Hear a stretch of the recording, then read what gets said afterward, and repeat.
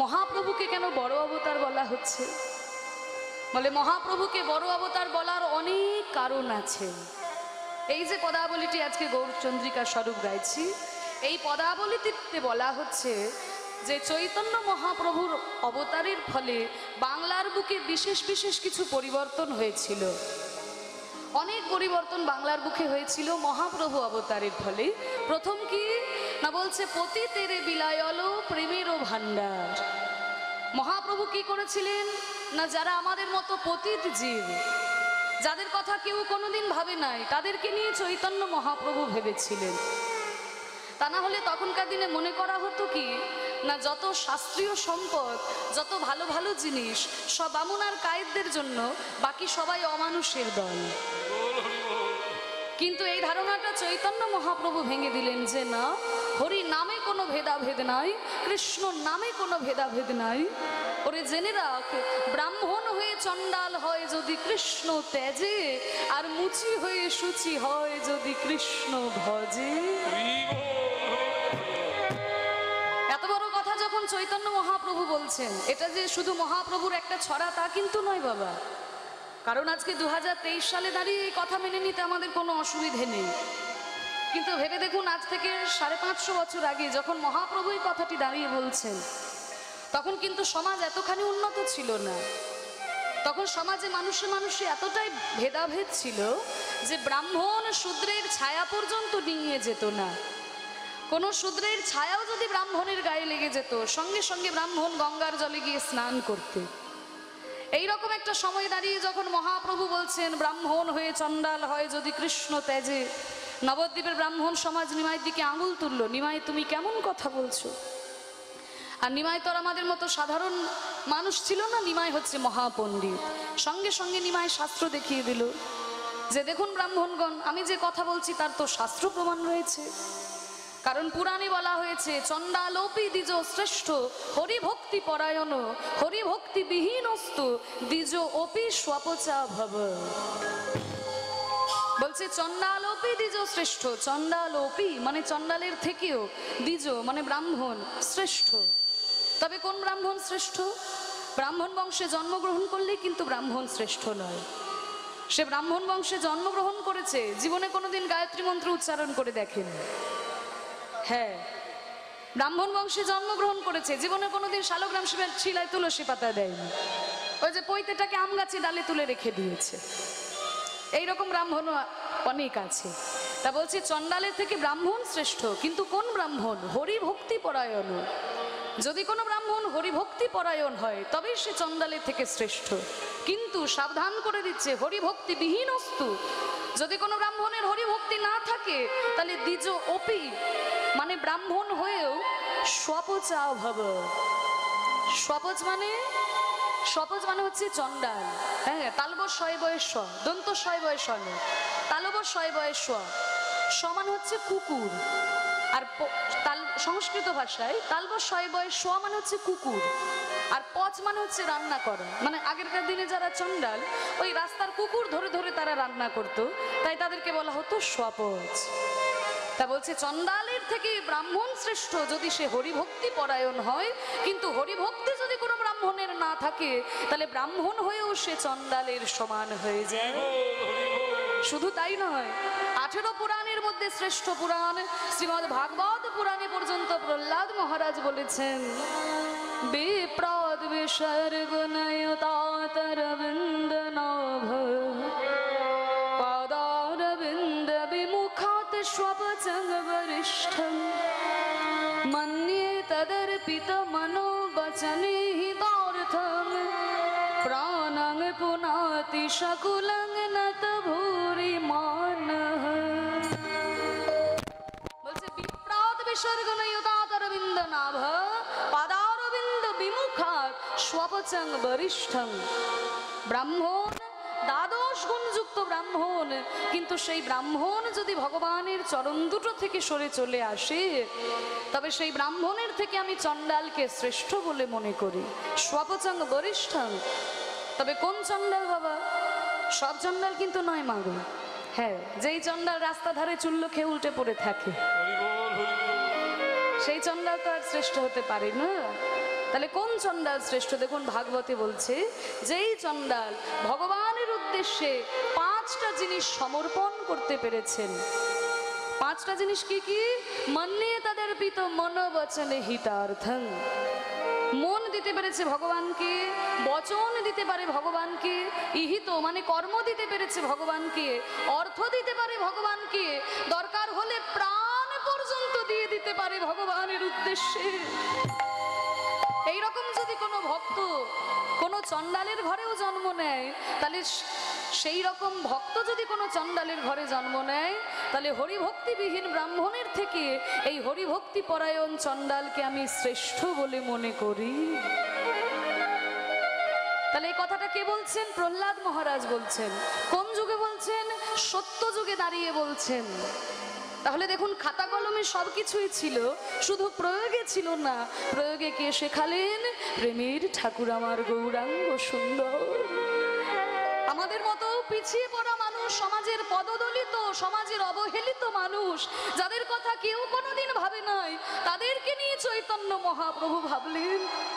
রাস্তা থেকে তুলে এনে মহাপ্রভু তাদের কোল দান করেছে। ওরে ওরে, হরি নামে কোনো ভেদাভেদ নাই, কৃষ্ণ নামে কোনো ভেদাভেদ নাই। হরের নাম হরের নাম হরের নামৈব কেবলম, কলৌ নাস্তে ব্যয় নাস্তে ব্যয় নাস্তে ব্যয় গতিরন্যথা। কলিযুগে হরিনাম করলে পরেই তোরা উদ্ধার পেয়ে যাবি।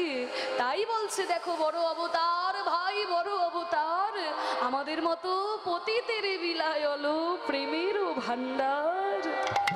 সেই প্রেমের ভান্ডার মহাপ্রভু আমাদেরকে দান করেছেন।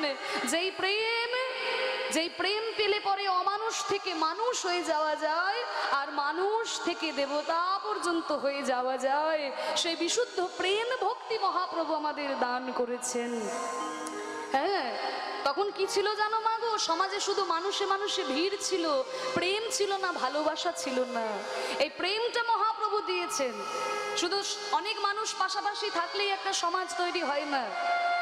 হ্যাঁ, সমাজ কখন তৈরি হয়? যখন মানুষে মানুষে ভালোবাসা থাকে, প্রেম থাকে। পরপর ইট সাজিয়ে দিলেই কিন্তু একটা ইটের দেওয়াল তৈরি হয় না। ইটের দেওয়াল তখনই তৈরি হয় যখন ওই ইটের মাঝে মাঝে বালি সিমেন্টের মশলা থাকবে। ইটের মাঝে মাঝে বালি সিমেন্টের মশলা থাকলে তবেই একটা দেওয়াল তৈরি হবে, শক্তপোক্ত দেওয়াল হবে। আর শুধু ইট যদি সাজানো থাকে, কি হবে? ধাক্কা দিলেই পড়ে যাবে। ঠিক তেমনি ওই যে মশলা থাকতে গেলে কি হবে? শুধু বালি সিমেন্ট দিয়ে মশলা হবে? মশলা করতে গেলে জল থাকতে হবে না? আর জল মানেই তো রস। তা শুধু মানুষ পাশাপাশি বাস করলেই সমাজ তৈরি হয় না। সমাজ তখনই হয় যখন মানুষে মানুষে প্রেম থাকে, ভালোবাসা থাকে। তাই এই প্রেমটা সমাজে বড় অভাব ছিল। চৈতন্য মহাপ্রভু কৃপা করে আমাদের মাঝখানে সেই প্রেম দান করলেন। যেই প্রেম লক্ষ্মী দিনরাত বিষ্ণুর চরণ সেবা করে পাইনি, যেই প্রেম ব্রহ্মা চতুর্মুখে বিষ্ণুর নাম করে পাইনি, সেই অপ্রাকৃত গোলকের প্রেম ধন আমাদের মতো কলিহত জীবের দাঁড়িয়ে দাঁড়িয়ে বিতরণ করে দিলেন। তাই বলছে, বড় অবতার ভাই, বড় অবতার, দেখো পতিতের বিলায় হলো প্রেমের ভান্ডার। শুধু তাই নয়, বড় অপরূপ ভাই রে আমার গোরা চাঁদের লীলা গো, বড় অপরূপ ভাই রে আমার গোরা চাঁদের লীলা গো, বড় অপরূপ ভাই রে, বড় অপরূপ ভাই রে গোরা চাঁদের লীলা গো, বড় অপরূপ ভাই রে আমার গোরা চাঁদের লীলা গো, নানা তুলনা তুলনা তুলনা তুলনা তোমরা তুলনা তুলনা তুলনা তুলনা এই ভুবনে তুলনা নাই, তুলনা তুলনা এই ভুবনে তুলনা নাই, তুলনা তুলনা এই ভুবনে তুলনা নাই, তুলনা তুলনা ভুবনে তুলনা নাই, তুলনা তুলনা এই ভুবনে তুলনা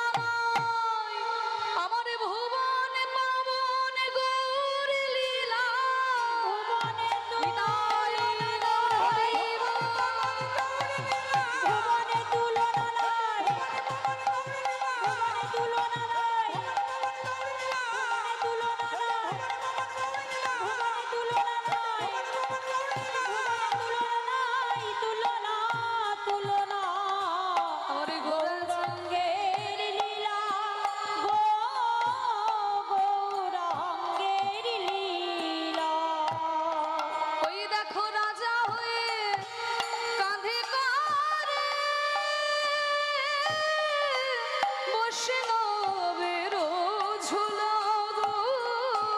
ওরে বাজায়ে কাঁধে করে বৈষ্ণবের ঝুলা গো। রাজে অভিমান দূরে যায়, ভগবান দুলি গো, রাজ অভিমান দূরে যায়। ভগবান দুলি গো। হরি বলে কারোর পানে চাই তার অভিমান দূরে যায়। গোবর বাড়ি কালি চাইতাম অভিমান ভুলি গো। হরি বলে কারোর পানে চাই তার অভিমান দূরে যায়। প্রতাপ রুদ্র রামানন্দ প্রমাণে আছে অভিমান দূরে যায়। তারা কেঁদে কেঁদে ধুলায় লুটায় অভিমান দূরে যায়। কেঁদে কেঁদে ধুলাই লুটাই অভিমান ভুলি গো।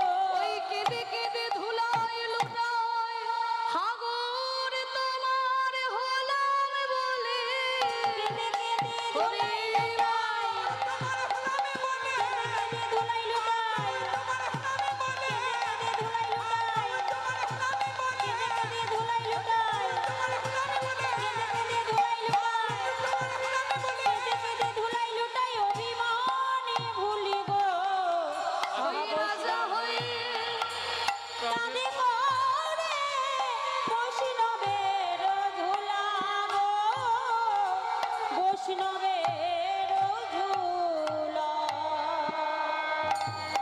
বড় অপরূপ ভাই গোরা চাঁদের লীলা দেখো। রাজা হয়ে কাঁধে করে বৈষ্ণবের ঝোলা। দেখুন রাজা কিন্তু সবসময় অহংকারে থাকে, তাই না? আমি রাজা, সবাই আমার প্রজা। কিন্তু দেখুন মহাপ্রভু অবতারের ফলে কি হলো, সেই রাজা পর্যন্ত অহংকার পরিত্যাগ করে হাগৌর কিছু চাই না বলে মহাপ্রভুর চরণে শরণ নিয়েছে। রাজা প্রতাপ রুদ্র মহাপ্রভুর কৃপা পাওয়ার জন্য শ্রীমদ্ ভাগবতে শ্লোক মুখস্থ করে মহাপ্রভুকে শুনিয়েছিলেন। রামানন্দ সুন্দরী অপ্সরা সমস্ত্রীকে পরিত্যাগ করে দিয়ে, জমিদারিকে পরিত্যাগ করে দিয়ে হাগৌর কিছু চাই না বলে মহাপ্রভুর চরণে শরণ নিয়েছেন। কত বড় বড় রথী মহারথী অহংকারের মঞ্চ থেকে নেমে এসে মহাপ্রভুর চরণে শরণ নিল। আর আমরা এমন কলিহত জীব, আমাদের ঘরের দূরে কীর্তন হয়, আমাদের শুনতে মন হয় না। আপনাদের কাছে এসে বড় ভালো লাগে। বহু দূর দূরান্ত থেকে এই যে ভক্তরা আপনারা এসে কীর্তন শ্রবণ করেন, কিছু কিছু মুখ, এই মুখগুলো তো সব চেনা, সব আসলে দেখতে পায়। ওই যে দাদাদের মুখগুলো হরি বল। তাহলে আপনারা এই হরিনাম শ্রবণ করছেন, অনেক জায়গাতেই আছে যে হয়তো পাশের বাড়ি কীর্তন হচ্ছে কিন্তু পাশের বাড়ির লোকে যায় না, হরিনাম শুনতে মন হয় না। অনেকে আবার অহংকার করে, বাবা আমি এমএ পাস করেছি না, ওই মাটিতে বসে কীর্তন শুনবো। বাবা রে, তুমি কি এমএ পাস করেছো বলে তোমার মাটিতে পা পড়ে না? আর এই হরিনামের আশ্রয় কারা নিয়েছিল জানো? রূপ সনাতন, এরা ছিল বাংলার মন্ত্রী। হ্যাঁ, তবে বাবা এখনকার দিনের মতো মন্ত্রী নয়, হরি বল, কিছু মনে করবেন না। এখন তো ভোট দিলেই মন্ত্রী হওয়া যায়। হ্যাঁ, ক লিখতে কলম ভেঙে যায়, এমন লোকও মন্ত্রী হতে পারে যদি ভোট পায়, তাই না? কিন্তু 500 বছর আগে সে সিস্টেম ছিল না। তখনকার দিনে সারা বাংলার মধ্যে যিনি শ্রেষ্ঠ জ্ঞানী তাকে মন্ত্রিত্বের আসনে বসানো হতো। নইলে ভেবে দেখুন, মুসলমান রাজত্বের মধ্যে দুজন ব্রাহ্মণ পণ্ডিত মন্ত্রিত্ব করবে, কি সোজা কথা? নবাব হুসেন শাহ আমলে রূপ সনাতন ব্রাহ্মণের সন্তান, বাংলার প্রধানমন্ত্রী আর বাংলার অর্থমন্ত্রী ছিলেন। তাদের এত পাণ্ডিত্য ছিল যে নবাবের আর কাউকে পছন্দ হলো না, তাদেরকে ছদ্মনাম দিয়ে অর্থমন্ত্রী আর মুখ্যমন্ত্রীর আসনে বসিয়েছিলেন। তাহলে সেই রূপ সনাতনের রাজ ঐশ্বর্যকে পরিত্যাগ করে, সেই মন্ত্রিত্বকেও পরিত্যাগ করে দিয়ে বৃন্দাবনে ছুটে গিয়ে এক এক বৃক্ষতলে এক এক রাত্রিবাস, ব্রজবাসীর দুয়ারে করে মাধুপুরী গ্রাস। সেই অহংকারের মঞ্চ থেকে নেমে এসে ধুলায় লুটিয়ে গড়াগড়ি দিয়েছেন। এগুলো সম্ভব হয়েছে চৈতন্য মহাপ্রভুর জন্য। মহাপ্রভু বললেন, অহংকারে গোবিন্দ ভজনা করা যায় না। ত্রিনাদপি শুনিছি না তাররিব সহিষ্ণু না, অমানি না মানদে না কীর্তনীয় সদা হরি। ত্রিনাদপি শুনিছি না, তৃণ মানে ঘাস, ঘাসের থেকেও ছোট হওয়ার চেষ্টা করো, শুনিছি না। মায়েরা বলবে, মা গো ঘাস তো এমনিতেই ছোট, মাটিতে লুটিয়ে থাকে, তার থেকে আমি আর কি ছোট হব? না না, আকারে ছোট হওয়ার কথা বলছে না, বলে একটু বিনয়ী হও।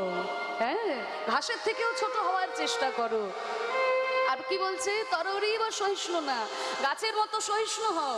গাছের দিকে তাকিয়ে দেখো, প্রচন্ড রৌদ্রের মধ্যেও বলে কি যে এত কেন রৌদ্র হয়েছে, কত ঝড় বৃষ্টিতে গাছের ডাল ভেঙে পড়ে যাচ্ছে, তবু বলে এত ঝড় কেন। ঠান্ডাতেও কি বলে এত ঠান্ডা কেন। আর আমাদের দিকে তাকিয়ে দেখুন, আমার কেন এটা নেই, আমার কেন ওটা নেই, আমার কেন ঘর নেই, আমার কেন বাড়ি নেই, আমার কেন জায়গা জমি নেই, আমরা সব সময় এই নিয়ে পড়ে আছি। তাহলে গাছের মতো সহিষ্ণু হও, সহ্য করতে শেখো। অমানি না মানও দে না, যাদেরকে কেউ মান দেয় না, যাদেরকে কেউ সম্মান করে না, তাদেরকে সম্মান করো। আর কীর্তনীয় সদা হরি, সদা সর্বদা হরি নাম করো। এই চারটি কাজ যদি তুমি করতে পারো, জানবে জীবনে তুমি সব থেকে সুখী, তোমার মতো সুখী আর কেউ নেই। এই চারটি কাজ মনে রাখো। ত্রিনাদপি শুনিছিল, একটু ঘাস অহংকারের মঞ্চ থেকে নেমে এসো, ঘাসের থেকে ছোট হও। তররীব সহিষ্ণু না, গাছের মতো সহিষ্ণু হও, সহ্য করতে শেখো। অমানি না মান দে না, যাদেরকে কেউ মান দেয় না, কেউ সম্মান করে না, তাদেরকে সম্মান করো। আর কীর্তনীয় সদা হরি, যেখানে হরিনাম হয় সেখানে যাও, সদা সর্বদা কীর্তন করো। এই চারটি কাজ করতে পারলে জানবে তুমি সব থেকে সুখী। তাই হে প্রভু, আমি জীবনে আর কিছু পারি আর না পারি, আমরা তো মানুষ, আমরা অহংকারে থাকি প্রভু, কিন্তু এই অহংকার যেন আমার দূরে যায়। আমি আর কোথাও মাথা নত করতে পারি আর না পারি, অন্তত তোমার চরণ তলে এসে যেন আমার মাথাটা নত হয়।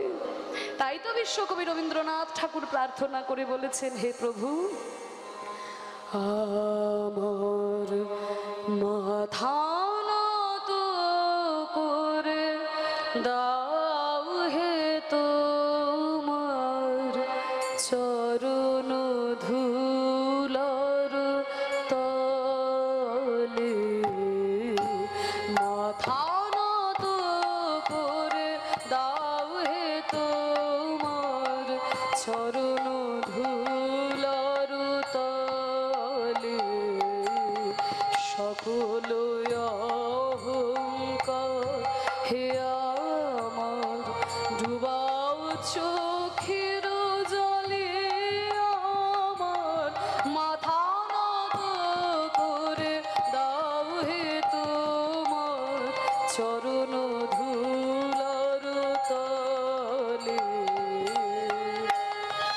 নিতাই গৌর হরি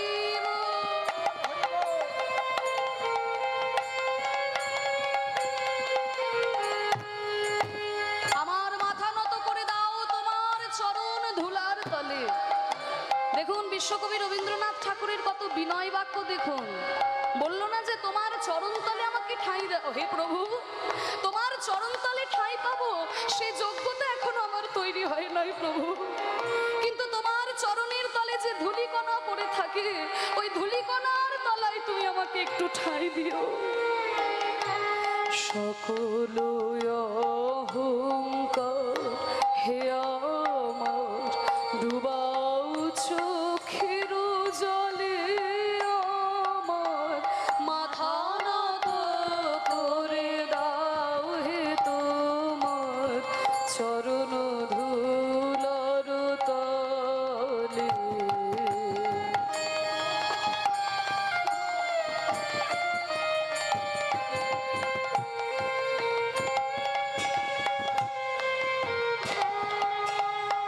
হে প্রভু, আমি তো মানুষ, আমি সবসময় অহংকারে থাকি। মানুষ বলে আমার এত অহংকার, তাই না? মানুষ কিন্তু সবাইকে বশ করেছে। মানুষ হাতি ঘোড়া বাঘ ভাল্লুক সবাইকে বশ করেছে, মানুষকে কেউ বশ করতে পেরেছে? তাই আমি মানুষ হয়েছি বলে আমার এই যে অহংকার, এই অহংকার যেন চোখের জলে ধুয়ে মুছে যায় প্রভু। আমার দশাটা কি হয়েছে জানো? নিজের করেতে গৌরবদান, নিজের কে বলে করি অপমান। নিজের করেতে গৌরবদান, নিজের কে বলে করি অপমান। নিজের করিতে গৌরব দান, নিজের কেবল করি অপমান। আমি বড়, আমার থেকে বড় আর কেউ হয় না। জানো, আমার এক কথা এখানে নেতা মন্ত্রী সব দাঁড়িয়ে যাবে। অহংকার, এই অহংকার করতে গিয়ে আমরা নিজেরাই নিজেদের কাছে ছোট হয়ে যাই, নিজেই নিজের কাছে ছোট হয়ে যায়। কি করে জানেন? একটু ছোট্ট উদাহরণ দিয়ে বলি, বুঝতে আপনাদের সুবিধা হবে। একজন বাবা ব্রিটিশ আমলে ক্লাস 5-এ পাশ করেছিল, 5 টাকা মাইনে চাকরি করতে। এবার সে ছেলেকে খুব কষ্ট করে পড়াশোনা শিখিয়েছে, হ্যাঁ, বিরাট বড় ছেলে, এখন ইঞ্জিনিয়ার হয়েছে। মাসে তার 5 লাখ টাকা মাইনে, 5 লাখ টাকা মাসে মাইনে পায়। হ্যাঁ, তা এবার এই সেই ছেলে যদি বলে যে আমার বাবা ব্রিটিশ আমলে ক্লাস 5-এ পাশ করেছিল, আমি ইঞ্জিনিয়ারিং পাশ করেছি, হ্যাঁ, আমি কত MBA করেছি, আর আমার বাবা 5 টাকা মাইনে পেত, আমি মাসে 5 লাখ টাকা মাইনে পাই, তাহলে আমি কোন দুঃখে বাবার চরণে প্রণাম করতে যাব? কোন দুঃখে আমি বাবাকে প্রণাম করব? এরকম যদি কোনো ছেলে বলতেই পারে, কারণ এখন তো অর্থ আর পাণ্ডিত্য ছাড়া কেউ কাউকে প্রণাম করে না। আগে কিন্তু গুরুজন হলেই সবাই প্রণাম করত, এখন কিন্তু কেউ করে না। এখন যদি কেউ প্রচুর কারোর পাণ্ডিত্য থাকে, তার চরণে গিয়ে মানুষ মাথা ঠোকে, আর যদি কারোর পয়সা থাকে, টাকা পয়সা থাকে, অর্থ সম্পত্তি থাকে, তার চরণে গিয়ে মানুষ মাথা ঠোকে। হ্যাঁ, আরেকটা কারণে মানুষ প্রণাম করে, বলবো? কিছু মনে করবেন না তো? যদি রাজনৈতিক প্রতিপত্তি কারোর থাকে, তাহলে তার চরণে গিয়ে মানুষ ঢিপ ঢিপ করে মাথা ঠোকে, তবে সেটা ভক্তিতে নয়, ভয়ে করে। হরি বল। হ্যাঁ, তা মূলত দুটি কারণে প্রণাম করে, যদি কারোর অর্থ থাকে আর যদি কারোর পাণ্ডিত্য থাকে। তাহলে আমি বাবার থেকে টাকা পয়সাতেও বড়, আমার বাবা 5 টাকা মাইনে পেত, আমি 5 লাখ টাকা মাইনে পাই। আর আমি বাবার থেকে পড়াশোনাতে পাণ্ডিত্যেও বড়, আমার বাবা ক্লাস 5-এ পাশ করেছেন, আমি ইঞ্জিনিয়ারিং পাশ করেছি, তা কেন আমি বাবাকে প্রণাম করব? তা এইরকম যদি কোনো ছেলে বলে, তা পাড়ার লোকেরা বলবে না যে ছেলে তার যুক্তি ঠিক আছে কিন্তু মাথা ঠিক নাই? যুক্তি একেবারে ঠিক আছে, যুক্তিতে কোনো গন্ডগোল নেই, কিন্তু মাথা ঠিক নেই। বলে ওরে বেটা, তোর বাবা যদি ওই ব্রিটিশ আমলে 5 টাকা মাইনে চাকরি করে 2 টাকা সংসারের পিছনে খরচা করে তোর পিছনে পড়াশোনায় খরচা না করতো, তাহলে কি তুই আজকে পারতিস এত বড় ইঞ্জিনিয়ার হয়ে মাসে 5 লাখ টাকা মাইনে চাকরি করতে? তোর বাবা যদি ওই 3 টাকা পড়াশোনায় তোর পিছনে না দিয়ে ওই মদ গাঁজা খেয়ে উড়িয়ে দিত, তাহলে কি তুই এত বড় ইঞ্জিনিয়ার হতে পারতিস? এমন বাবা সংসারে আছে না? যদি 5 টাকা ইনকাম করে তো 2 টাকা সংসারে দেয়, 3 টাকা নিজের আনন্দ ফুর্তিতেই উড়িয়ে দেয়, এমন বাবাও তো সংসারে আছে। তাহলে তোর বাবা যদি ওই 3 টাকা তোর পিছনে পড়াশোনায় খরচা না করে ওই মদ গাঁজা খেয়ে উড়িয়ে দিত, তাহলে তো তুই আজকে এত বড় ইঞ্জিনিয়ার হয়ে মাসে 5 লাখ টাকার মাইনে চাকরি করতে পারতিস না। তাহলে বাবার চরণে যদি আমি প্রণাম না করি, তাতে বাবার কিছুই এসে যায় না, কিন্তু পাড়ার লোকেরা কি বলবে? যে ছেলেটা পড়াশোনা করে একটা অমানুষ তৈরি হয়েছে। তাই ঠিক তেমনি আমি যদি ভগবানের চরণে প্রণাম না করি, তাতে ভগবানের কিছুই এসে যায় না। অনেকে আছে না, কেন ভগবানকে প্রণাম করব? আমার হাত আছে, আমার পা আছে, আমি কর্ম করে খাই। হরি বল। বলে বাবা, আজকে তোমার হাত পা নেড়ে কর্ম করে খাওয়ার ক্ষমতা হয়েছে, কিন্তু যেদিন তোমার হাত পা নেড়ে খাওয়ার ক্ষমতা ছিল না, যেদিন তুমি মাতৃগর্ভে ছিলে, যেদিন তুমি মাতৃগর্ভ থেকে ভূমিষ্ঠ হলে, তখন তোমার হাত পা নেড়ে কর্ম করে খাওয়ার ক্ষমতা ছিল না। তখন ভগবান কৃপা করে মাতৃস্তন প্রস্তুত করে রেখেছিল, সেই খেয়ে আজকে তুমি বড় হয়েছো। এটা যদি তো আমরা ভুলে যাই, তাতে ভগবানের কাছে কিছুই এসে যায় না, কিন্তু আমরাই নিজেদের কাছে ছোট হয়ে যাই।